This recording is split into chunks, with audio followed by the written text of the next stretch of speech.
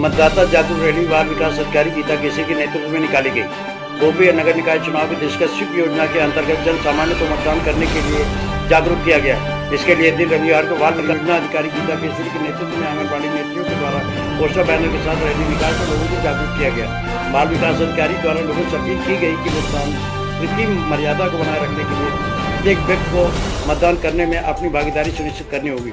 लोगों से यह भी अपील की गई कि अपने देश की लोकतांत्रिक परंपराओं की मर्यादा को बनाए रखने के लिए निष्पक्ष शांतिपूर्ण निर्वाचन की गरिमा को निर्भीक होकर धर्म, वर्ग, जाति, समुदाय, भाषा अथवा अन्य किसी भी प्रलोभन से प्रभावित हुए बिना अपने मताधिकार का प्रयोग करना चाहिए और करें।